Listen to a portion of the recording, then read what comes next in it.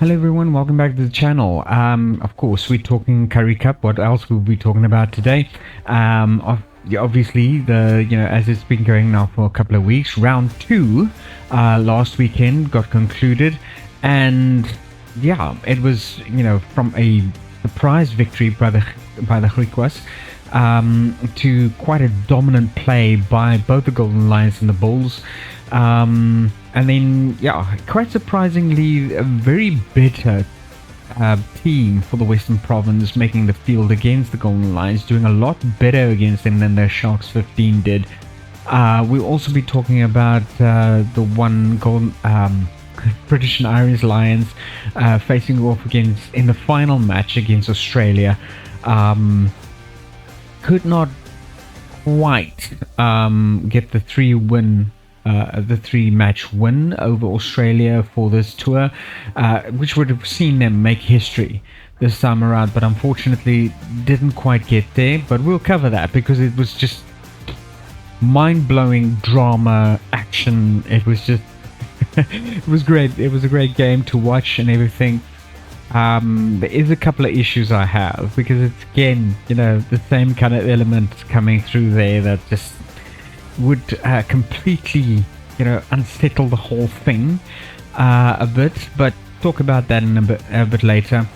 Coming to the match between Western Province and the Golden Lions, it was quite a doozy. Golden Lions fantastically strong and definitely the better team as far as experience is concerned, still making the field against a pretty much younger Western Province team, securing a 14-19 victory,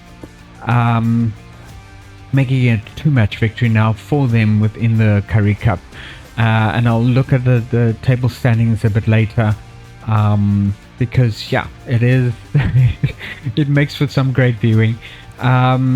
The highlights the results just basically highlighted the contrast between stronger experience and fairly inexperienced teams, especially the one that still need to find their feet, especially working together with one another in a cohesive unit.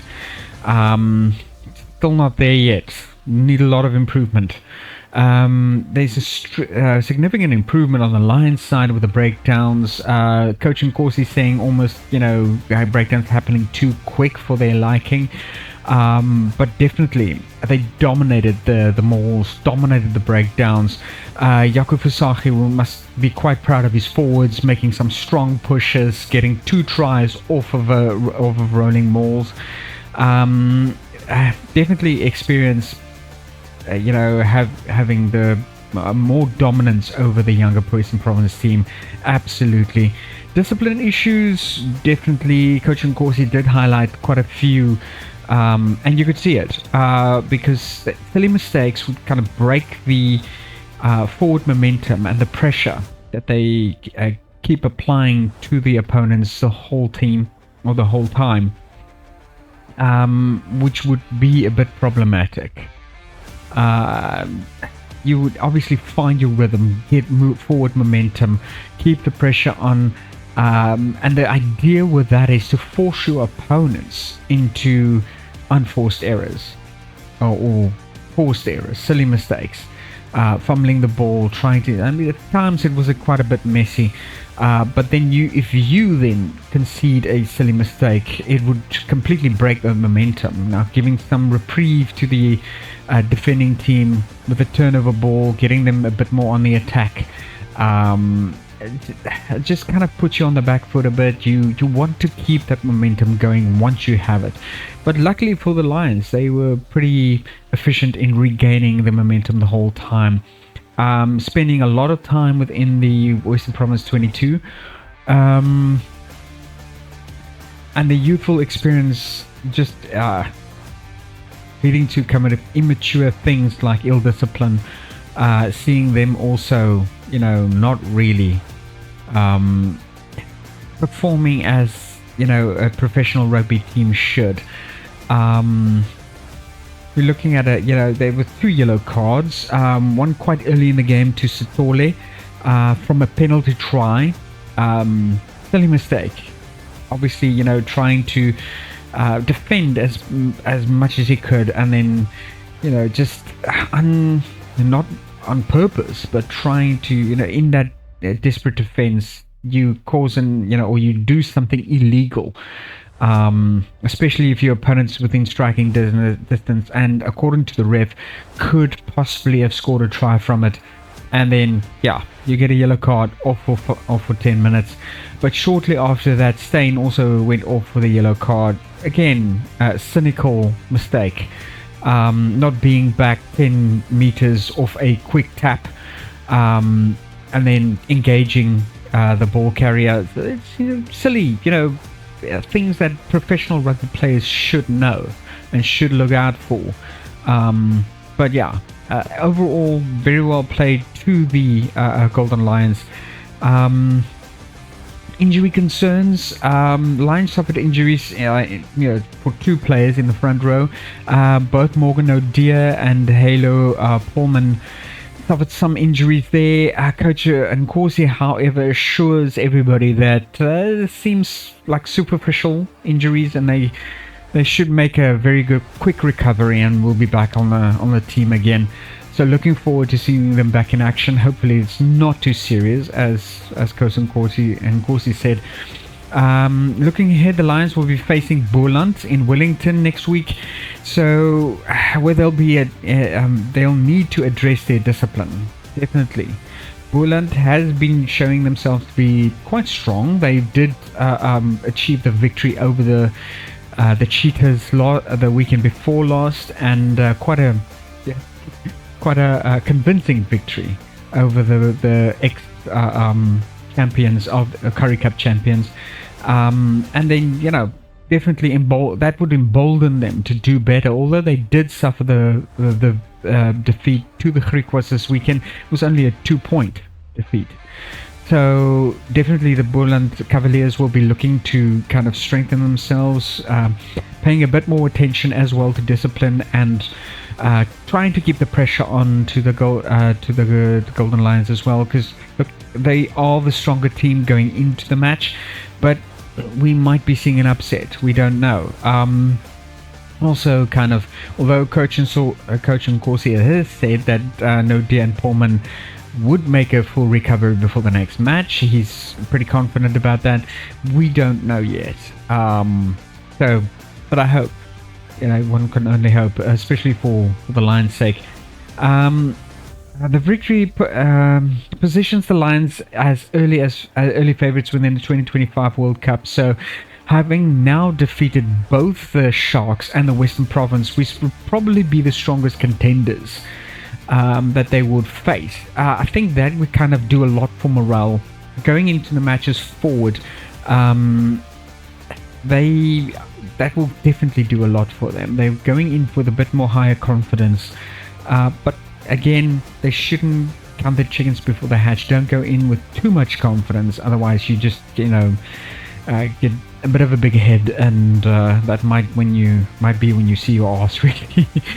And while the Western Province faces pressure to bounce back after a difficult start to their campaign, as well as the Sharks, we'll have to see what happens there. There's a lot of improvement that can happen for them, but I'm pretty confident, that these guys will be going from strength to strength. They're a fairly new team, and we expect them to, go doing a bit better as they go forward from here on end. Coming now to what can only be described as a walkover.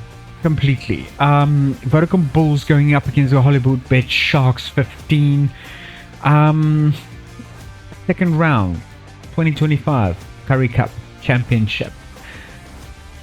Bulls absolutely demolished the Sharks. I honestly don't know what's going on with the defending champions. 64-0 final score. That really is going to give them a knock. It honestly, I don't know how you bounce back from that. that's got to hit the morale seriously low. So, but let's look at the breakdown of the performance here. Bulls absolutely ruthless in the execution of their whole entire game plan. Established a 35-0 lead in by the end of the first half, which already puts the Sharks on a huge back foot. I mean, how do you fight back from that? This is literally about 5 tries before the halfway mark whistle goes. They executed a near perfect game plan with a clinical precision in front of their home crowd. It was just the Sharks just didn't have an absolute answer for this. The multiple players grabbed doubles. Chris Smith, Jandre Rudolph in the number 8 also scored 3. I mean, he played the entire game through, and he was just absolutely. I think he scored a hat trick. The Joan Els, also the former Springbok, scoring 2 tries for him as well. It was a nightmare. Absolutely, I don't think the Sharks really knew what was going on. They just went in probably with renewed spirits, trying to give it another shot after their dismal performance and seriously bad defeat at the end of the Lions last week, the weekend before. I think they would probably wanted to come back and try their best and get more bit of a performance in there, and that just wasn't happening. JP Peterson's side came into the game desperate for a reversal of the fortune, like I said, and it just wouldn't happen. Complete defensive collapse with gaps exploited throughout the entire game by the Bulls backline. It failed to register a single point on the board. Not even a single penalty goal. Was this a failure of the coaching staff, or was it just a failure of the player base not having a cohesive or substantial game plan going into this one? Look, a lot of people would say, it's the Bulls had homegrown advantage. Yeah, sure, but I mean that shouldn't really put you that much on the back foot. Players on this level, in this level of professionalism, the crowd reactions shouldn't really make that much of an impact. And I'm pretty proud to say, as a South African, not one boo by the crowd. Not one boo ringing out to either referee decision or gameplay or anything that might have happened on the field. The crowd enjoyed themselves. It was like a party to them. A lot of them dancing to the music. I mean, the DJs were on fire, especially on the Bulls game. It was just the chaos in that stadium was absolutely palpable. It was though a bit again demoralizing seeing the turnout. Not that much as I would have seen. I've actually watched, I think, Jonathan Burr's one of his videos, his shorts recently on YouTube, and he went to the Paul school rugby derby, and it was just like they said, 2,500 people came out enjoying this fixture, and it's amazing. I mean, it's like the chaos in that stadium in Paul, and how these people just completely enjoyed themselves. It's amazing. And one would I would love to see this for the Currie Cup. I mean, the Currie Cup is the Rolls Royce of South African rugby championships. And I would love to see a lot more interest going forward from here on in that championship and everything, because this is this is basically where the club rugby is born. You know, this is where the players for club rugby make or break their careers.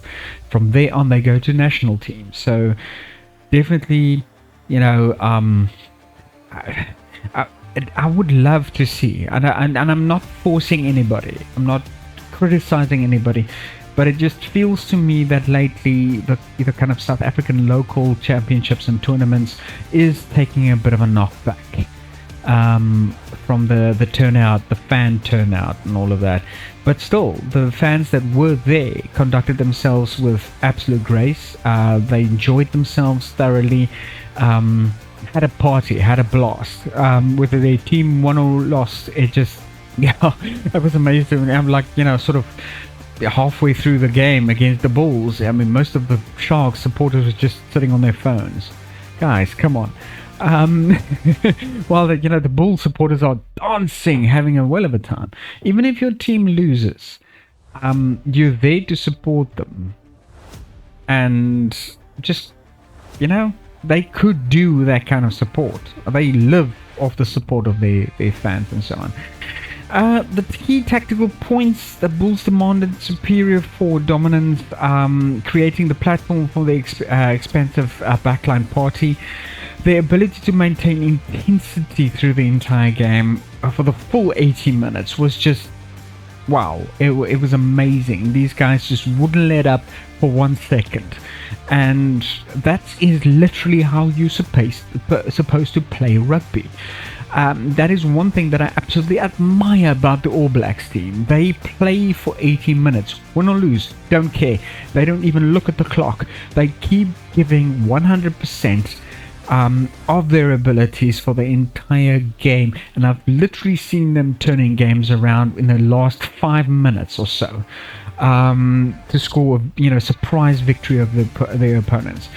And that is literally how you're supposed to play rugby. This was just absolutely fantastic play by the Vodacom Bulls. I hope they go forward and just keep on doing what they're doing, because this is a winning recipe. Honestly, the result positions the Bulls as the team to beat the 2025 World Cup. I'm honestly, my prediction at this point is there's going to be a clash in the finals. Bulls versus Lions.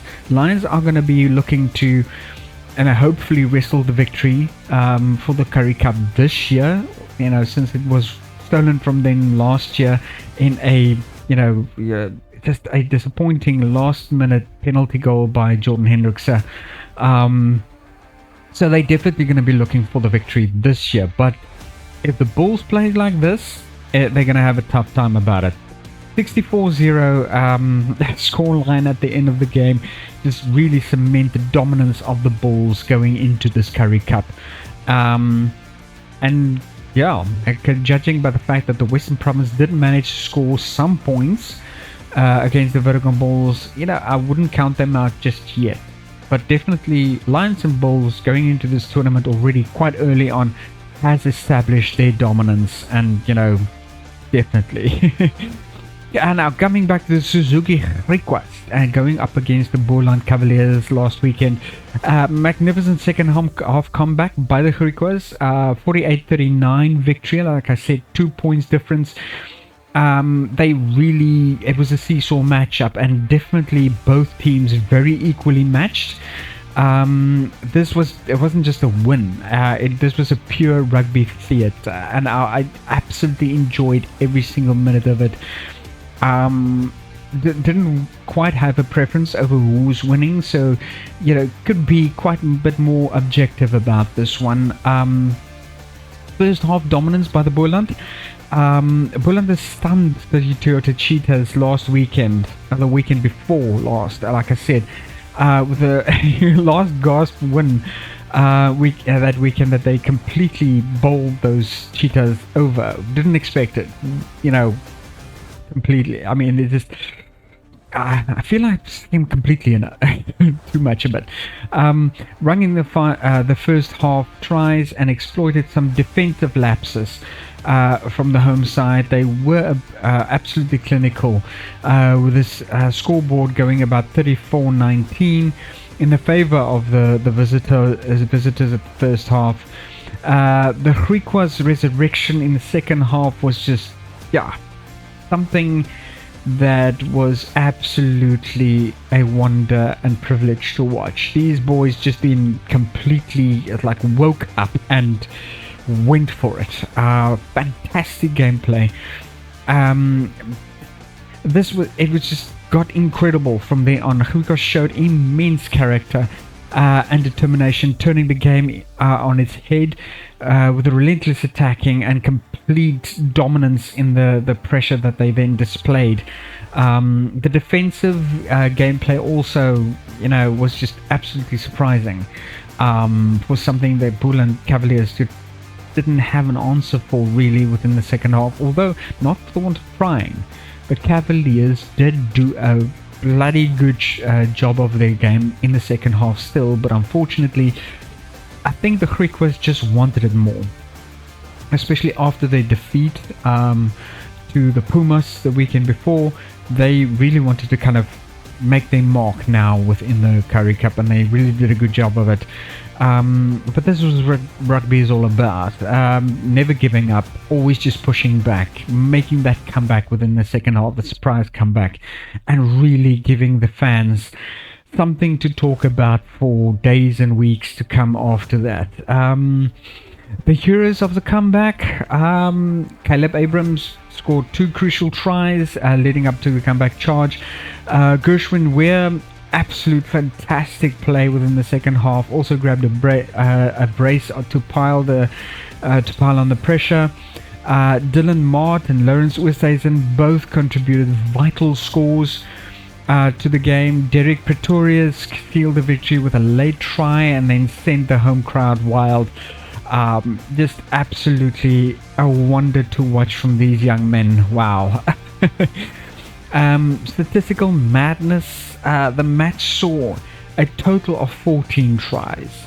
It was just wonder. It was just, it was an absolute pleasure to watch this game. From going to completely and utterly sorry for the Sharks 15 and coming into this game watching this. It was an absolute privilege. I would like to thank formally both the Griquas and the Boland Cavaliers for an absolute wonder to watch. This is rugby. This is what rugby is about. Both goal kickers were on target throughout the entire game, with James Tedder and George Whitehead adding crucial points for both their teams, both with penalty goals and conversions. Also crucial deep territory won by these two young men.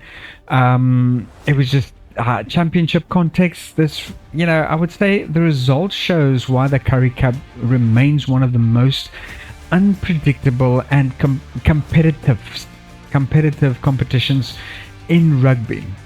The Suzuki Griquas now sit in the top 5 after this stunning comeback, while Sunderland Boland Cavaliers are in 6th place on the scoreboard at this point.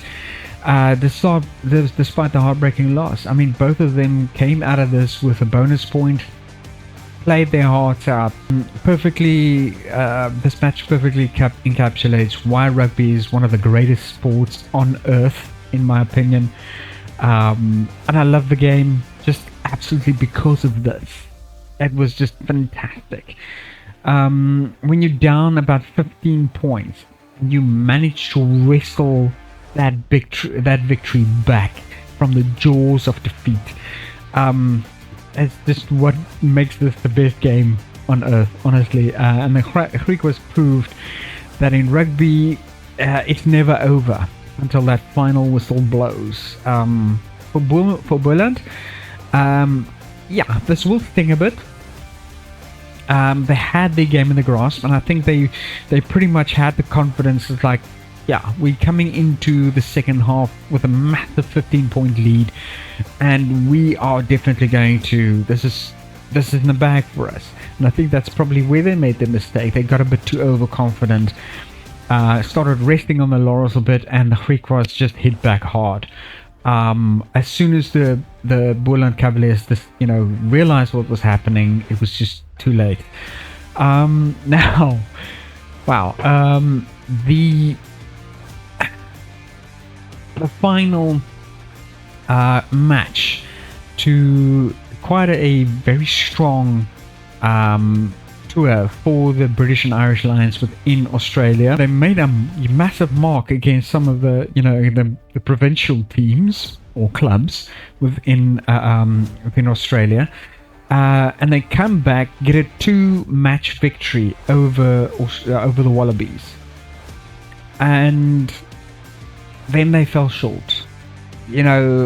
Coach Farrell really wanted their team to have this 3-match victory, which would be an absolute milestone within history of rugby. First time ever the British and Irish Lions score a 3-match tour victory over the Australians. But again, they were 2-0 up out of a 3-game tour. So the victory was theirs. The tour is officially theirs. And I think that's where the Lions got a bit overconfident within this match, and then suffering a 22-7 defeat in Sydney, only managed to get 1 try with a conversion over under the strangest of circumstances. Different sources are giving different scores.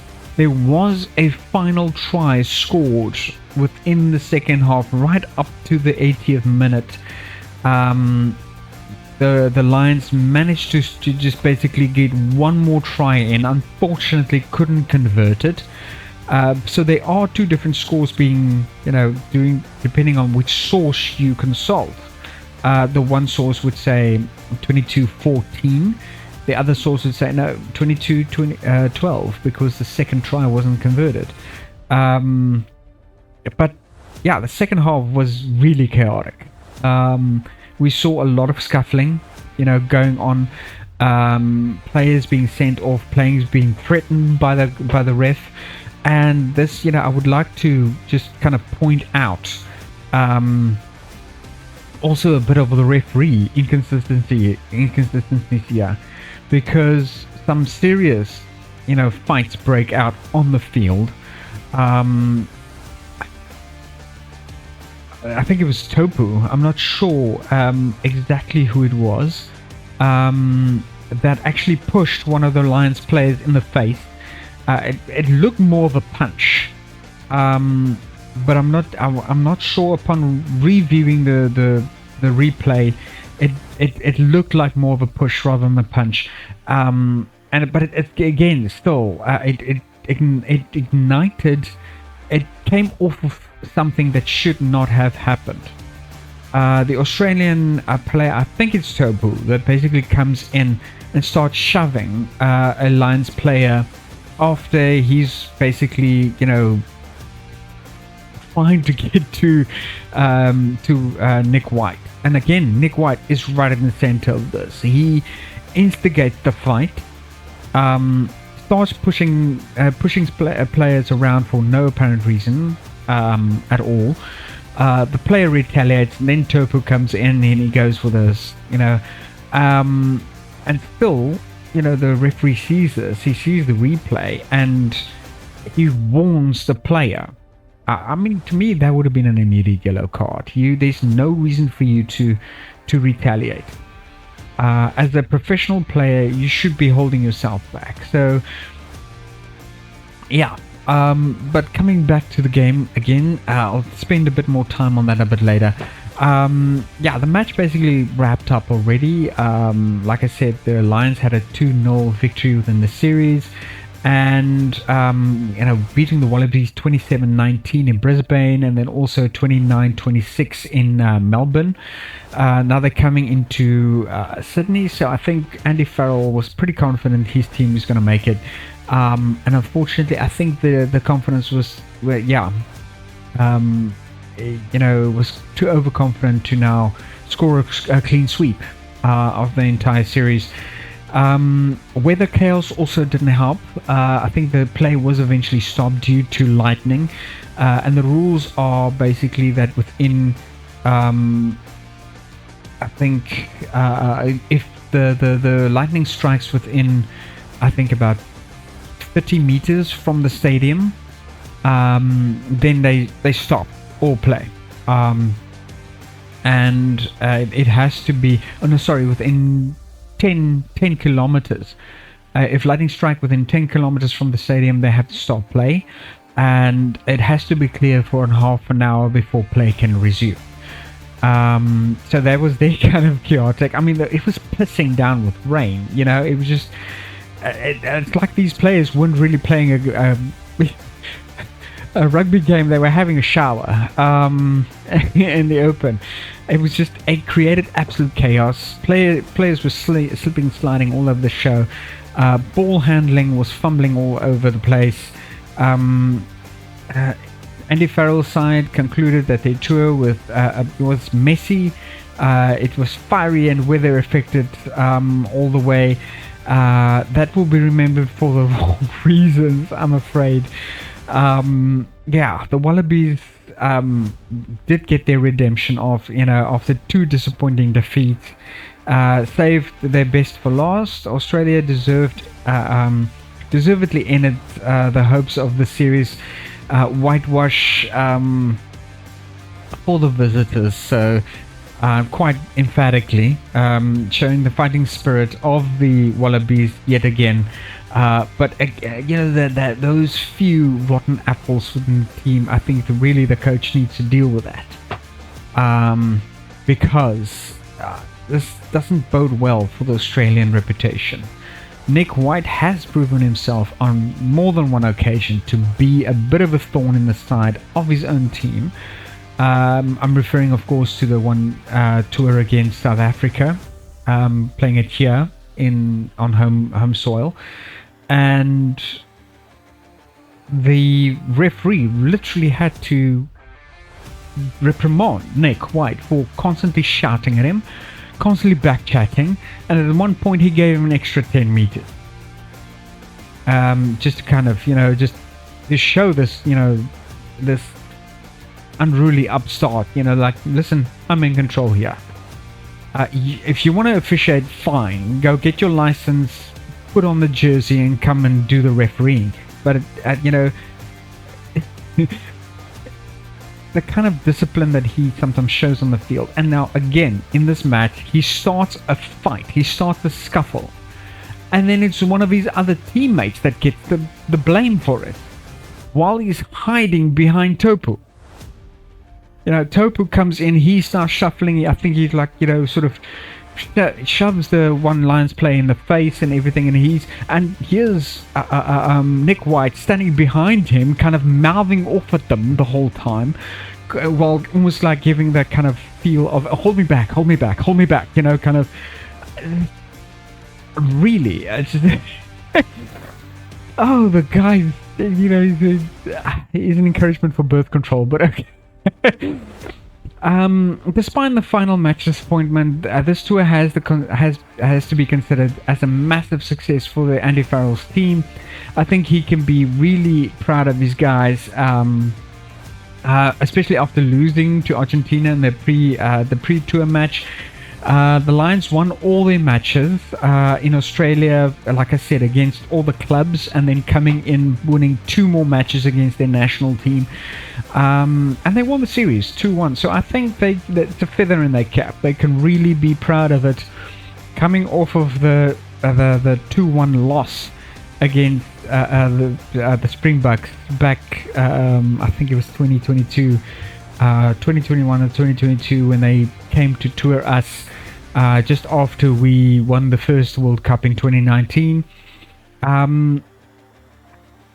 Look, losing that final match will sting. There's no getting away from that. The Lions had history in their grasp, and they let it slip away in the most bizarre circumstances possible. But let's not lose sight of the fact that of the bigger picture here. They won the series. They dominated in most of the matches. for most of the tour. They just kept the pressure on, and their opponents just didn't have any answer for their brilliantly executed game plan. And seriously, for future campaigns, if they can carry on like that, they will do pretty well in their respective teams, of course. Because British Irish Lions only come, sort of together, go for a international tour every once in a while, in a couple of years. The weather disrupted also quite a bit of a play. That does put a damper in your flow, and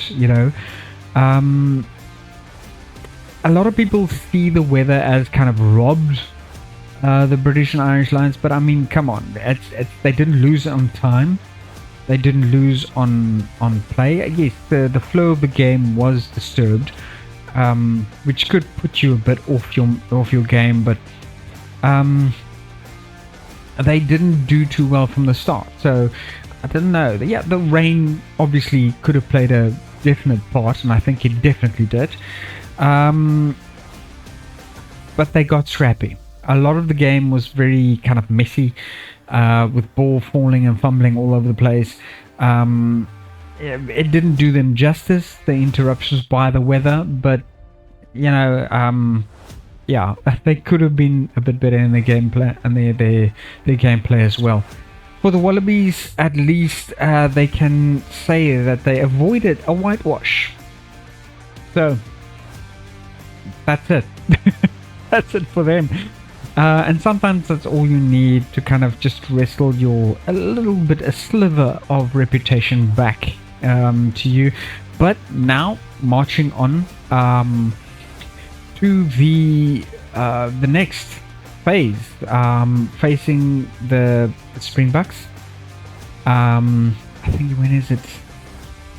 I think it's either the 22nd or 21st of August. I'm not too sure about the date, but they'll be facing the Springboks next, on home soil again, for us. And so we'll see how that goes off. Springboks, of course, still remaining the #1 team in the world. So this is definitely, they're going to have to pull up their socks. And their nail-biting sort of savior of their reputation in winning that final match is not really going to count here. So pull up your socks, Wallabies. You're definitely going to need it. Right, now coming back to the table for the Currie Cup. As I promised, Bulls still pretty comfortably ahead, with 2 points, 2 wins, no losses. Golden Lions short on their heels again, same points, 2 wins, 2 losses, 2 wins, no losses, and no draws. The Cheetahs at this stage, 1 loss, 1 win, coming up at 3rd place. Pumas in 4th place after their convincing victory over the Griquas weekend before last. Cavaliers just sort of slotting in below the Pumas, still quite ahead comfortably of the Griquas, with 6 points, only 1 point more, over the Griquas at this stage. Western Province, 2nd last, still 0 point, both losses, and then Sharks trailing right at the bottom. Oh, yeah. Not good. Not good. Not the kind of performance that you expect from the defending champions. But moving forward, Currie Cup coming up Friday. We have the Griquas going up against the Western Province. Hopefully, for a better result for the Western Province. Griquas not as strong as team as the Golden Lions, but as we saw, their performance against the Boland, just, don't rest on your laurels. They do not underestimate them. For God's sakes, you're a very young team and you need a lot of work, and I hope you really have been focusing on a lot of your shortcomings, especially in the defense department, which could you really use a lot of work. And then after that, we've got the Blue Bulls going up against Pumas. Feeling a little, sorry for the Pumas, because the Bulls is a strong team. They look in top form. Sharks going up against Cheetahs here. Maybe the Sharks might have a chance to redeem themselves. Cheetahs hasn't been looking that well in this, first 2 matches or two weeks, the first 2 rounds of the Currie Cup. So we'll have to see what happens there. And the Cavaliers, unfortunately, going up against the Golden Lions now. And it's nothing like that to kind of break the spirit a bit, but maybe, who knows, the Cavaliers might have addressed some of their shortcomings. Maybe they will have a bit of a better outcome against the Lions as they did against the Griquas, but who knows. The Lions does seem in top form, and they seriously are eyeing that championship after being robbed from it the last time. But yeah, that's it from me, guys. Thank you very much from a very cold Cape Town once again, and I hope to see you guys next week as I'm covering this the round 3 of the Currie Cup matches, breaking down there. Hopefully also be looking at some of the international games that will be happening. But yeah, we'll have to see how it goes, and I'll be looking forward to seeing you guys again. Thank you very much for watching. Please give me a like and subscribe if you haven't done so. Also, leave your comments in the comments field below, and take care of yourselves and each other. Peace out.